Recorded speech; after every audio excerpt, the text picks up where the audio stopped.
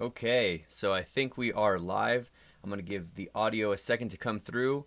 But let me know if you guys can hear me okay, and we will go ahead and kick this off. Let's see if my audio will work with me here. Let me know if you guys can hear me as you're joining. A second ago. Can you guys hear me okay? There we go. Perfect. Sweet. So we are live. Welcome back, everybody, and welcome to another Cardano Q&A live stream, and welcome to Woodland Pools. So another Monday. I was kind of thinking, let me know what you guys think, both here in the chat as you're joining, and then also in the comments if you're watching this on the replay. I was kind of thinking what I might do is maybe start doing these more often. Instead of doing a edited video on Sunday mornings, maybe do like a little get together here after we're all off work and stuff on Monday evenings, and go through some of the news and what's going on in the ecosystem, and just kind of chat about what's happening. And like I said, trying to keep it shorter, closer to half an hour. That way, if you're with us live, we can have a little bit of a back and forth, but those watching on the replay don't have too long of a session to sit through. So let's go ahead and jump into it. Today, what we're going to take a look at is a few different things. We're going to go over, there's some updates on Hydra, some follow-ups on personalization from adaHandle, which we recently talked about. NMKRPay has a now really easy way to do it with just adding a link to anywhere on your page. Kraken halting ACH transactions, will go through that.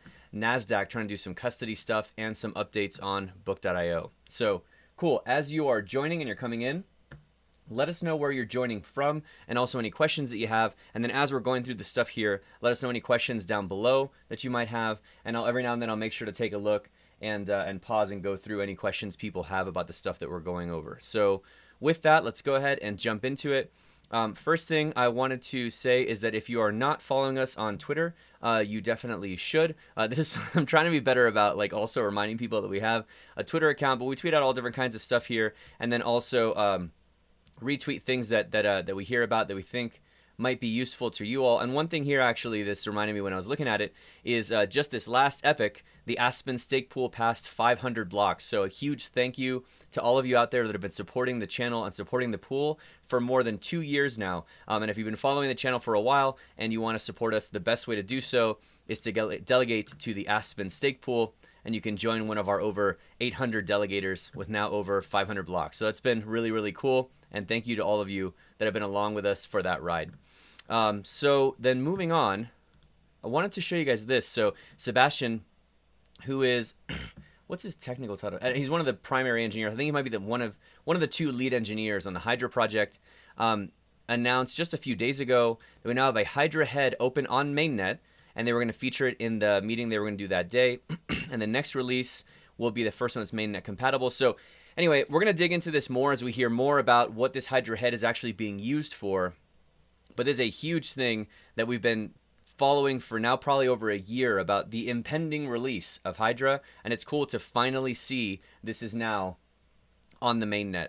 Oh, also, I just remembered, for those of you who are watching on the replay, I'm going to add chapters down below. So as we go through these different things, feel free to jump around and skip ahead and come back. So Hydra is now on mainnet. That's really huge. As a reminder to those who don't remember what Hydra is, so Hydra is an isomorphic state channel. So it's basically, it's written in the exact same way that the main ledger is. And so basically the idea is that you can spin up, it's sort of like as if it was like a layer 2. Well, it's sort of like a layer 2, but it works just like a dApp on the main chain. But basically what it does is you can take a small known set of participants and you can have them send nearly instantaneous transactions back and forth between each other.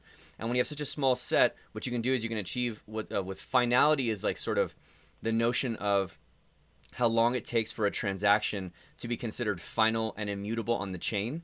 And when you have a small set of, let me take a step back. When you have a large set of participants, like your large layer 1 distributed blockchain, your finality takes a minute because you need to make sure that any potential forks that have popped up have all been sort of brought back down, and that the main chain is continuing forward and the transaction is on that main chain. And if it was on one of those forks, that needs to be broadcasted again to make sure that it's on the main chain, right? And that is a factor of the fact that you've got these validators all over the world that are both from a geographic and a network perspective distributed. When you have a small set of known actors like this with Hydra, and they're all known to each other, and there's not very many of them, you can achieve nearly instantaneous finality. Because if you think of it as like just 4 of us sitting around chatting, and I say, hey, I'm going to pass $5 from myself to Bob, then the other 4 people there, they're like, okay, yeah, so Bob now has $5 more than he had before, or 5 more ADA than he had before. So the cool thing about something like Hydra is this notion of instant finality. And the cool thing that you can do with that is that if you have this Hydra head that's running above the layer 1, basically like its own little dApp, and you have this small known set of participants, then between each other, you can have nearly instantaneous transactions back and forth. And all that is happening in this standalone isomorphic state channel of a dApp. And then when the series of transactions is done, you take sort of the final count of everybody's balances, and only that final state is what you do in one single transaction to the blockchain. So the benefit here is that you can do really rapid transactions between that known set of people. And in terms of what your chain gets, it's like 1 or 2 transactions, just like the initiating transaction and the final transaction, and everything else in between doesn't really matter. So it's good for things like auctions and things like that. This is not going to be sort of like a silver bullet that takes us to incredible scaling right away, but this is an incredible, really important first step, and especially for specific use cases. So it's cool to see that we already have a Hydra head. I'm not sure exactly what it's being used for, but we have a Hydra head on mainnet right now. That's really cool. So sweet, we got some people joining in here. Let us know where you're joining from and any questions that you have. Oh, and I should have popped this up probably. Let me, yeah, there we go. Should have had that up before, but let us know where you're joining from and any questions that you have. So continuing on, last week we talked about personalization, and we went through a good amount of stuff about how personalization is going to work. So check out our stream from last week if you want more information about that. But basically the idea with personalization is you're going to have your adaHandle, and instead of it just looking just like the basic adaHandle background with your name on it, you'll now be able to personalize how that is viewed across different applications that are conforming to this new adaHandle SIP68 standard. So here's what we're going to expect at launch. This handle designer, this is they say don't hold us to this. This is not necessarily going to be the final way that this looks, but it gives us a cool idea in terms of the kind of stuff that you'll be able to do from this handle designer and the kind of way that you'll be able to update your adaHandle. So we see here some of the stuff that they were talking about, that you can update the background of your adaHandle. So now when it appears, so if we go to, let's take a look at like handle.me. One second here. So yeah, so if we look up a handle, I'm trying to find a good way to view this. Let me see actually in my Eternal wallet. Let me see here. If I go to my Eternal wallet and if I go to my tokens list, here we go. Cool. So if we look at, for example, the adaHandle for my Woodland Pools adaHandle here, this is sort of the default background that it always has, which is sort of their branding. It says adaHandle and it says sort of what it is. But here you can you'll be able to customize what the background looks like, and you'll be able to add all different kinds of other things. You can add a little avatar, you can add social links and stuff like that. So this gives us an idea of sort of what this is going to start to look like and the different ways that you can customize it. A couple of things here. So yeah, profile picture, handle background, you can add a QR code. Yeah, so it's nice to see some additional information coming out about this. And I'll let you know when this goes live, we'll actually put out a video showing how to do that whole thing. But I wanted to keep you guys posted since we had just talked about this, and I thought today would be a good day to wear my adaHandle hoodie. It's kind of cold today in warm, sunny Colorado. So yeah, update on adaHandle. Next, wanted to show you guys this really cool update that has come out from ADAPay. Before that, I wanted to give it a shout out to Maro Meerman. This guy, this guy's just the best, man. He's like always giving shout outs. So look at like some of your favorite people that keep you educated in the Cardano ecosystem. So obviously we all know Cardano Whale, but here's Pete from Learn Cardano podcast. Here's us, Army of Spies, Big Pay, Subcritical. So he's just great about like tagging all these people with stuff that he finds out that he's excited about. And Marco is always keeping us informed of the things that he's coming across. So before I just showed you this, I wanted to give him a shout out because he's a good dude. So yeah, follow Marco if you want to get like real-time updates on stuff. He's a cool dude. Okay, so with that though, here's what he had linked. NMaker now has this new feature, ADA payments for everything. This is really cool. So you've probably seen either on their website or with a like any kind of dApp that utilizes NMaker. We've also shown it in some of our other videos, but you've seen probably NMKRPay. It's a really clean, simple platform where you can come and just pay for something, and it's all taken care of for the person, so they don't have to worry about it, setting up all this payment stuff, and then all they have to worry about is just like what they want to mint or whatever else. So now this NMKRPay is now accepting ADA's payments literally just by setting up a link. You can attach metadata messages, you can send messages, you can accept ADA in the online shop. It is currently 100% free to use, and there are no NMaker fees. So obviously, if you use the NMKRPay integration, you can do all kinds of cool stuff like setting this up and tying it to the actual purchase of a thing. But I really like this here where they're showing just how easy this is for anybody to use this. So we can do this right now. Let's just do this together here. You can literally just take this address and replace in these query parameters the address of where you want to send it, how much, and any message that you want to do, and then you could just do this on your own. So let's go ahead and take a look at that. I'm going to paste this in here, and let's bring this over to here. I'm going to use one of my own addresses, but actually, you know what? Here's what we'll do. The first person who in the chat gives me a receive address of where they want to get ADA sent to, I will send you 5 ADA. How about that? And so we can just show how easy this process is. So I'm going to leave this up right here, this NMKRPay URL string, and show you guys just how easy this whole process is. First person to put in the chat a receive address that they want to get 5 ADA, I will send you that. So I'll hold that here, and then we'll come back to it. Okay, so next thing. Kraken. So remember we covered a few weeks ago now, and I'm sure everybody's been following what's been going on with Silicon Valley Bank and the issues there. And then, of course, the other banks that sort of fell after that. One of those was Silvergate. And so there was an announcement that came out from Kraken a few days ago that as of the 27th of March, Kraken clients will no longer be able to use ACH deposits and withdrawals through Silvergate. So this was their partner that they were using to facilitate those transactions. They are currently working to make ACH funding options available through alternative funding providers as soon as possible, and they will communicate those details as soon as they can. So I just wanted to point this out. This is not necessarily like a huge, like, catastrophic issue. It's not the end of the world, but if you're using Kraken, which I know a lot of people are, I have an account with them as well, you're going to have to do a different way other than ACH if you want to take funds on or off of there until they find another bank that they can work with. That being said, like I always say, not financial advice, you do whatever you want, but I would recommend, really in any state, but especially in the environment that we're in right now, to pretty much only use exchanges just at the moment that you want to buy something, and then immediately then take it off and put it onto your own hardware wallet like a Ledger or a Trezor. So yeah, something to keep in mind there with that.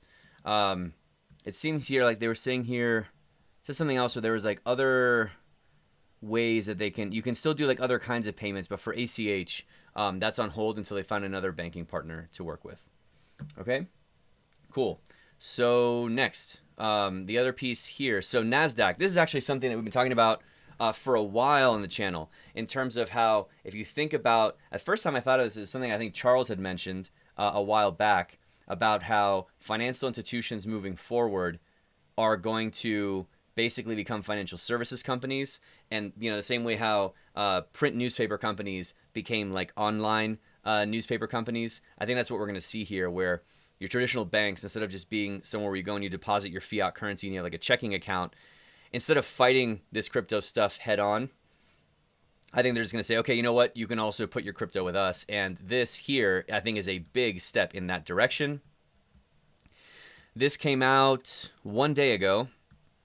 NASDAQ intends to launch its custody services for digital assets like Bitcoin by the end of this year's second quarter.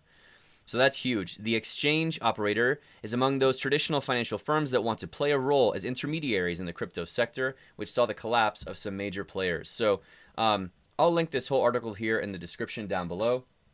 But yeah, this is a really, really big thing, because I think it's important for us to think through some of the noise that we've been hearing here, because, you know, you hear all this stuff about sometimes even representatives from banks and other places talking about how we just saw actually an announcement from the White House about how blockchain has no value, and how, you're still hearing stuff about how like crypto is a scam and stuff like that.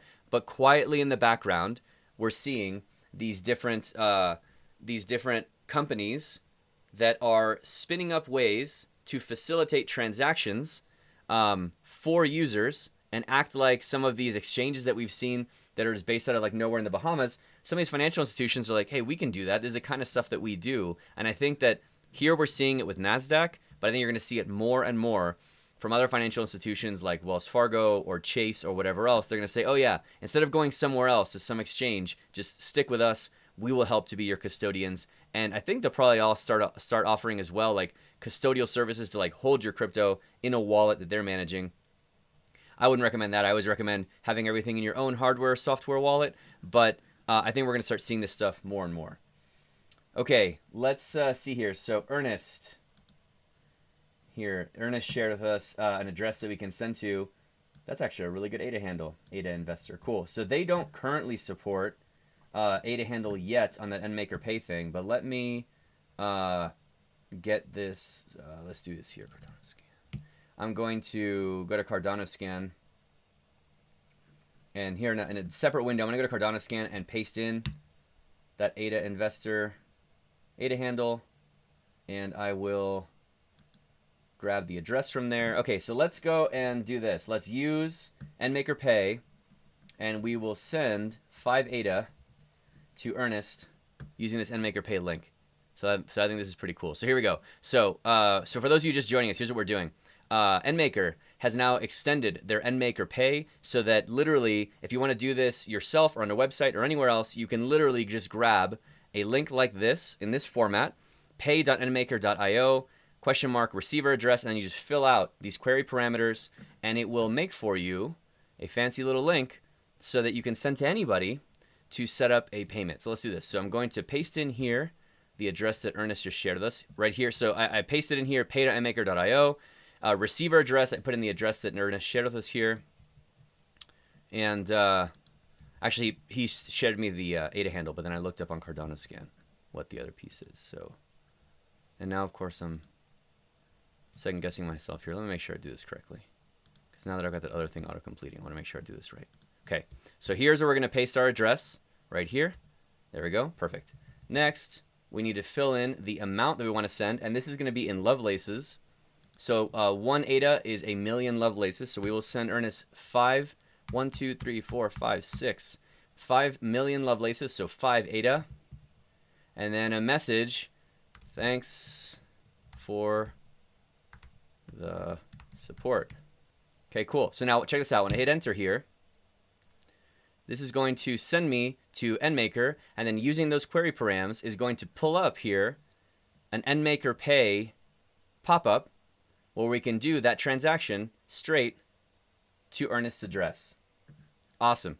So here we go. So here's the message. It's going to say, thanks for the support. Here's 5 ADA. We're sending it to his address. I'm going to connect with Eternal. Let me see if it's popping up on this window here. Sometimes it pops up on a different monitor. Actually, it almost always does. There it is. Cool. So let me get, I'm going to sign with my Ledger Nano X. Make sure that you use a hardware wallet. I'm going to plug that in. All right. I should have probably unlocked it before this demo. Cardano is ready. Sweet. So I'm going to come here to my thing, and I'll click on sign. Actually, you know what? Let's bring this over so we can see what we're doing here. So we're going to click on sign. New ordinary transaction. There's the address. Send 5 ADA. And confirm. Awesome. So we are now waiting for that to go through. I love, by the way, that the seaplanes are now like a thing.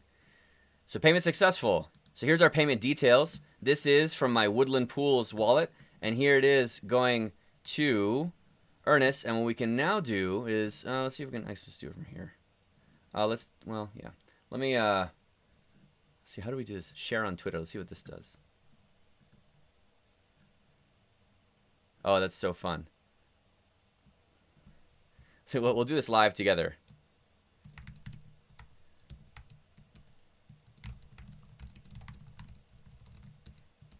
Doing this from a live stream right now. Fun. Okay, cool. Sweet. Tweet. We've sent it out. Awesome. Cool. So that is on its way. And I'm going to pull up my Eternal wallet here. Let's close out of here. Let's go to look at the transactions. And if we refresh here. There we go. So here is our transaction. Thanks for the support. Sent out to Ernest's wallet, and it was all generated just from copying and pasting this link and putting in the information here that's required. Now, obviously, on a website or whatever, keep in mind, like if you have your own project or if your own personal website, you can very easily just have, you know, just like an anchor tag and fill this in with your own address or whatever else. Let's say you have a project and you want to accept donations. You would just come in and put your own address here, and then the amount, let's say, hey, donate 5 ADA to help us out, or 10 ADA or whatever, and then you can put a note or not or whatever, and then anybody can then click on that link, connect their wallet, and send you those funds. And then, of course, if you want to do more involved stuff, check out NMaker. They're a really cool project. I'm a big fan of them. And you can integrate NMKRPay straight into your site. So, yeah, really cool stuff. Brooklyn State of Mind says, what's up from Brooklyn? What is the current ADA APR? Great question. So right now, the current range of ADA staking is between like 3.4 and 3.6% is about the average, if I'm not mistaken. Maybe like up to 3.7. But yeah, we're seeing it currently like slowly go down epoch by epoch, a little bit at a time. Because the way that the staking works is that it was initially bootstrapped from a certain amount that's in a treasury. And then it comes basically, well, actually, it always comes from the treasury. And the way that it works is that the treasury gets refilled back again with transaction fees that are recorded, or that are, yeah, transaction fees that are booked and sent to the treasury. And so the idea is that over time, for staking rewards to stay the same or go back up, we need adoption to come in and more transactions to be coming through. So right now, as like I said, between 3.4 and 3.7% ROS is what you can expect from a healthy pool with staking. So that's a good question. Cool. So the last thing that I wanted to show you guys is kind of fun. So you guys know I work for Book.io. I am a full stack developer for them. This is just kind of a fun thing that just went live today. So so here we are on Book.io.